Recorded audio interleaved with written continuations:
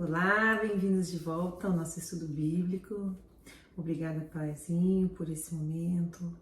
Obrigada pela tua palavra, por ter deixado tantas instruções escritas para nós. A gente te pede que o Senhor nos dê condições de compreender e aplicar todos os teus ensinamentos nas nossas vidas. Em nome de Jesus, amém. Então, no vídeo passado, a gente viu o capítulo 39 de Gênesis. Nós vimos como José agiu frente a provações e tentações. Nós vimos que ele agiu de uma forma exemplar. Mas por que ele agiu de forma exemplar? Porque ele agiu de acordo com a palavra de Deus e não de acordo com as emoções dele. E a gente viu que ele teve emoções, fortes emoções, sentimentos, mas ele escolheu não ouvir o seu coração. Eu sei que essa frase é um pouco impactante, para mim foi também, mas nesse ponto o mundo ensina o oposto do que a palavra de Deus nos ensina. O mundo diz: segue o teu coração, ouve o teu coração. E Deus nos diz: não ouve teu coração. Porque o que a palavra de Deus ensina sobre o nosso coração, sobre as nossas emoções, sobre a nossa natureza? Lá em Gênesis 8, 21, o Senhor diz assim, isso foi depois do dilúvio. O Senhor sentiu o aroma agradável do sacrifício que Noé fez ao sair da barca e disse a si mesmo, então Deus falando consigo mesmo, disse: embora o coração dos seres humanos seja inclinado para o mal desde a juventude, nunca mais amaldiçoarei a terra por causa deles. E olha o que o Senhor Jesus fala lá no Novo Testamento, no Evangelho de Marcos, capítulo 7, versos 21 a 23, o Senhor Jesus diz assim: pois do interior do coração dos homens vem o quê?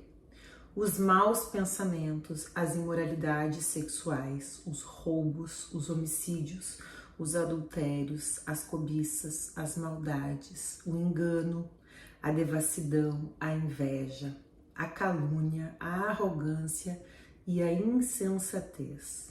Todos esses males vêm de dentro e tornam o homem impuro.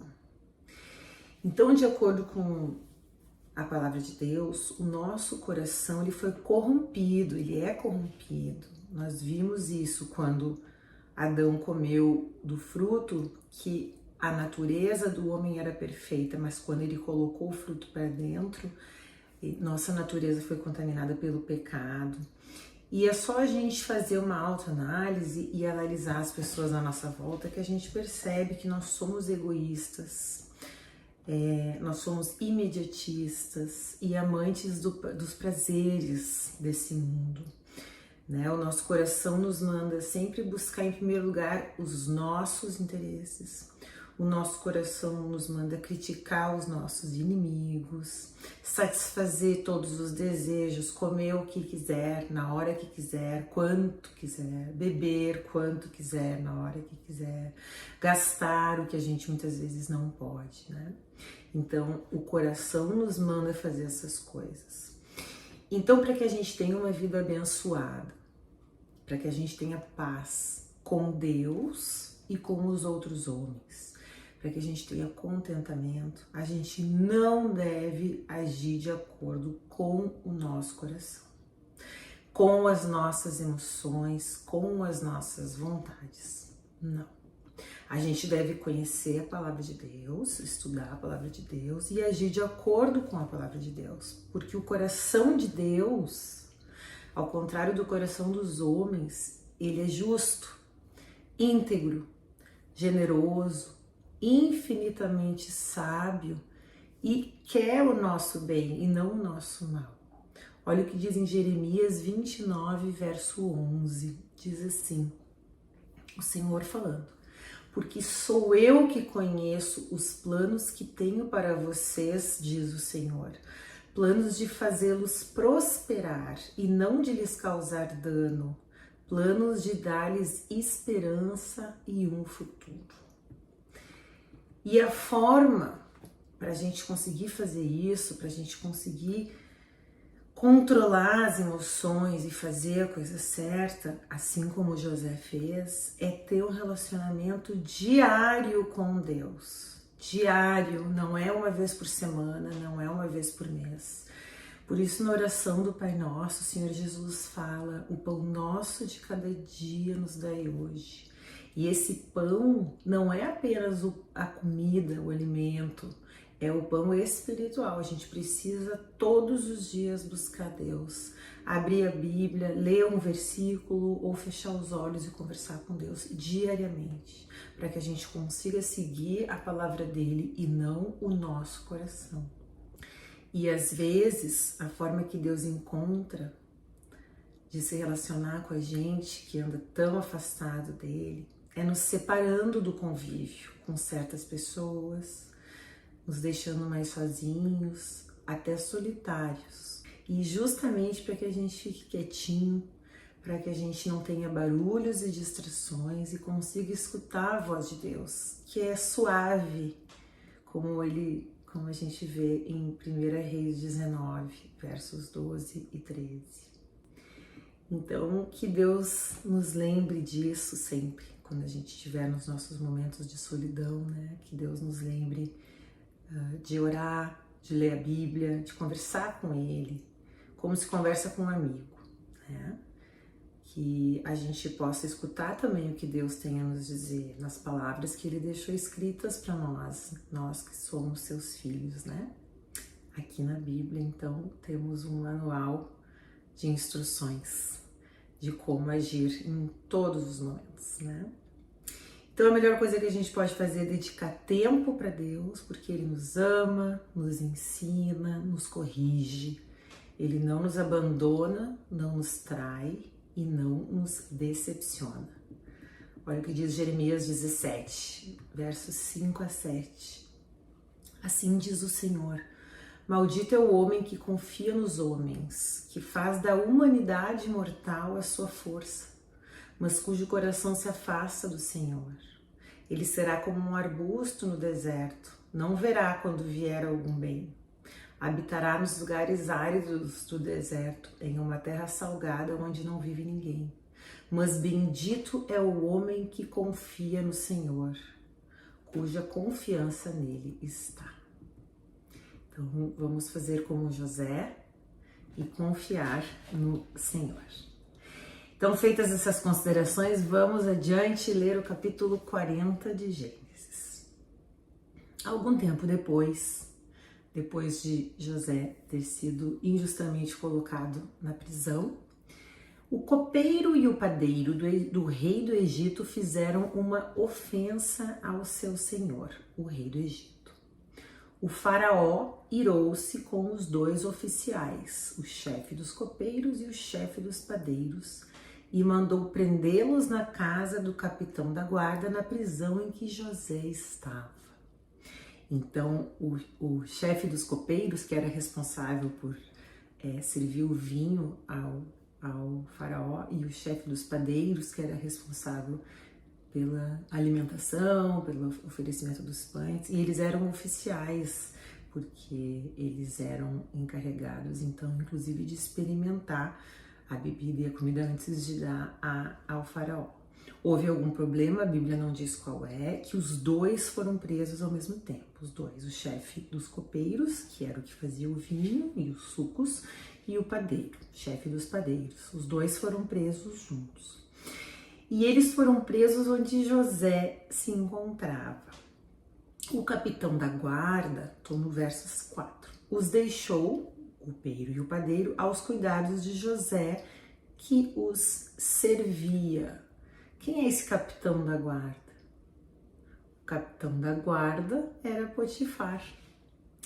E ele colocou os dois presos aos cuidados de José, porque ele conhecia José, ele confiava em José. E vários teólogos acham, mas eu concordo, que no fundo, Potifar sabia que sua esposa tinha mentido quando acusou José e por isso o poupou da execução e o mandou para cadeia. E agora mostra com essa conduta de dar os presos oficiais do rei aos cuidados de José que ele confiava em José, né? E José passa a servir então o copeiro e o padeiro. Depois de certo tempo, o copeiro e o padeiro do rei do Egito, que estavam na prisão, sonharam. Cada um teve um sonho, ambos na mesma noite, e cada sonho tinha a sua própria interpretação. Agora, verso 6. Quando José foi vê-los na manhã seguinte, notou que estavam abatidos. Por isso perguntou aos oficiais do faraó, que também estavam presos na casa do seu senhor: por que vocês estão com o semblante triste hoje? E uma observação, né? José, mesmo tendo sido injustamente jogado numa prisão, ele demonstra, né, uma preocupação com o próximo, foi ver por que eles estavam tristes, né? E essa atitude dele de se preocupar com o próximo, que é um mandamento, né, de Deus, essa atitude vai dar início a uma série de eventos que lá na frente vão tirar ele da prisão e lhe botar no palácio. Então sigamos ali, verso 8. Eles responderam: tivemos sonhos, mas não há quem os interprete. Disse-lhes José: não são de Deus as interpretações? Contem-me os sonhos. E comentando essa parte do capítulo, José está dando crédito a Deus, porque é Deus quem conhece o futuro, né? E não o mapa astral, o horóscopo, a cartomante, né? Então ele dando crédito a Deus e aí Deus honra ele, né? E sobre uma palavrinha sobre sonhos, né? A gente vê durante todo o Velho Testamento que Deus usa bastante essa forma de comunicação. No Novo Testamento quase não, ele usa menos. O fato é que hoje, atualmente, Deus poderia falar com a gente através de sonhos, com certeza, Deus pode qualquer coisa. Deus pode falar com a gente através das pessoas, de conselhos, através de pessoas, sim, também. Mas a gente precisa ter certeza se quando a gente tem um sonho, se aquele sonho realmente provém de Deus, se aquele conselho realmente provém de uma inspiração divina dada a uma pessoa. E para que a gente tenha essa certeza, a gente precisa sempre comparar os sonhos e os conselhos com a Bíblia, porque a Bíblia é a palavra de Deus e Deus não se contradiz.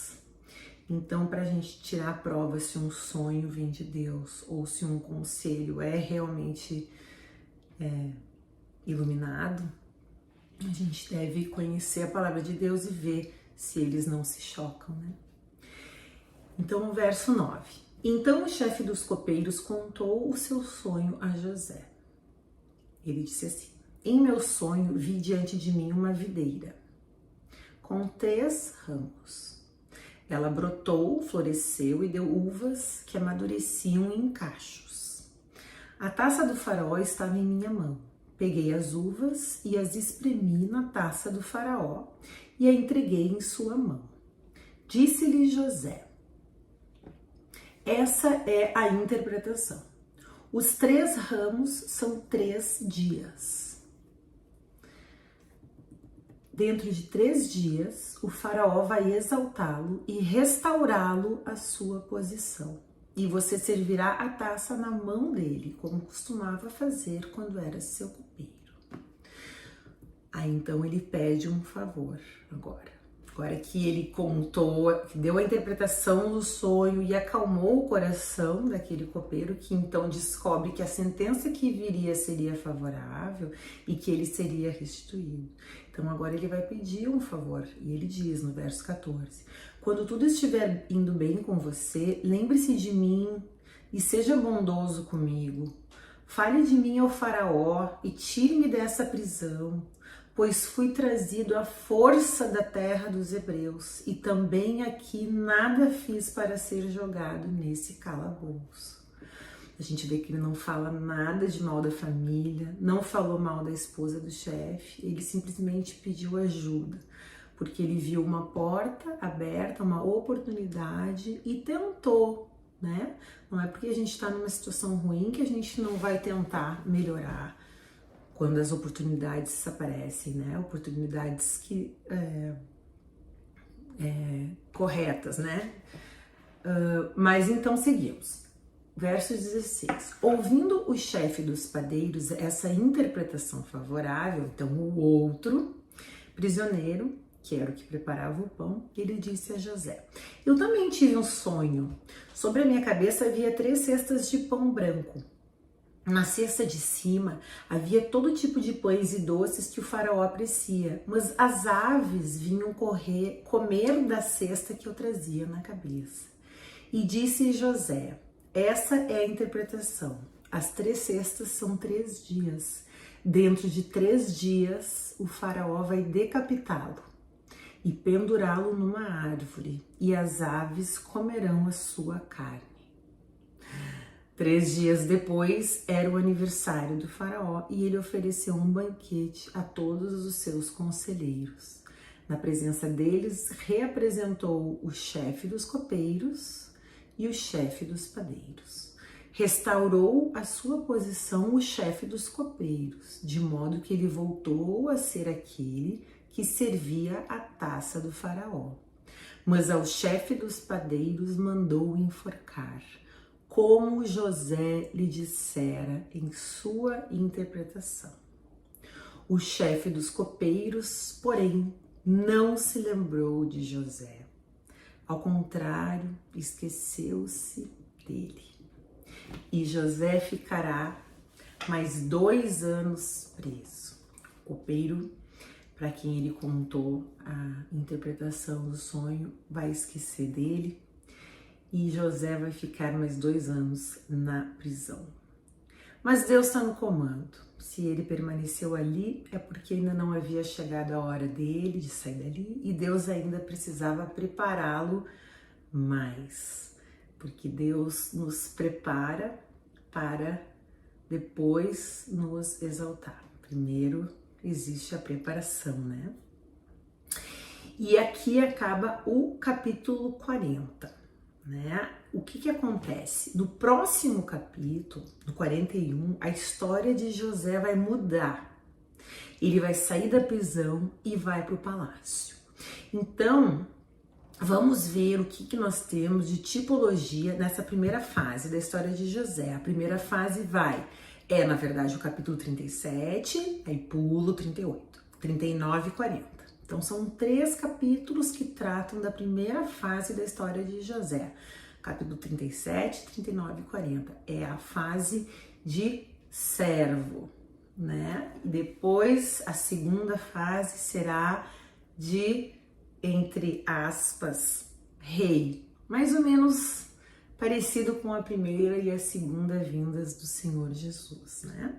Então, vamos procurar Jesus. Vamos achar as conexões entre a história de José com a história de Jesus nessa primeira fase, como o Senhor Jesus determina que a gente faça, né? Nós já vimos a tipologia do artigo 37, capítulo 37, num vídeo anterior. Então vamos ver agora o que temos no capítulo 39 e 40. Eu anotei alguns pontos. Em primeiro lugar, a gente viu que tudo estava sob o controle de José na casa de Potifar e na prisão. E também estará sob controle dele o palácio, quando ele já estiver lá na segunda fase. E isso aponta para Jesus, que também tem tudo sob seu controle.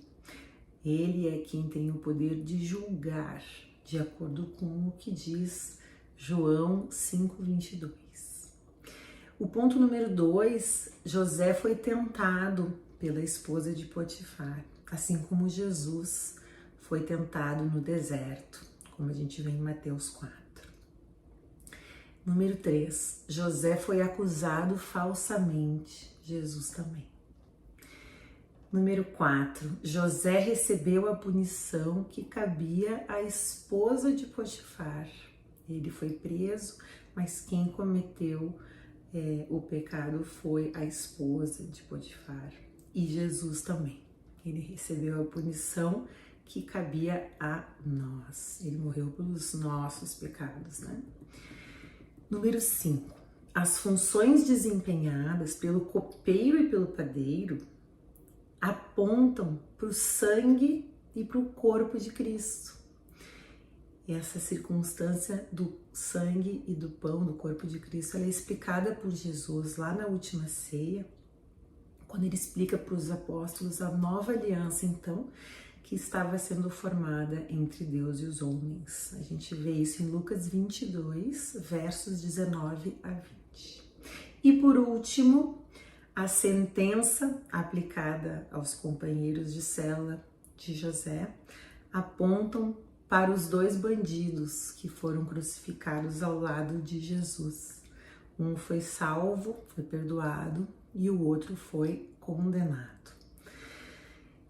Então, existem essas semelhanças que eu identifiquei, pode ser que existam outras, mas essas foram as que mais me chamaram a atenção. Então, espero que esse capítulo tenha abençoado vocês, assim como me abençoou muito. E no próximo vídeo, então, iniciaremos a nova etapa da vida de José, no capítulo 41. Que Deus abençoe e até mais.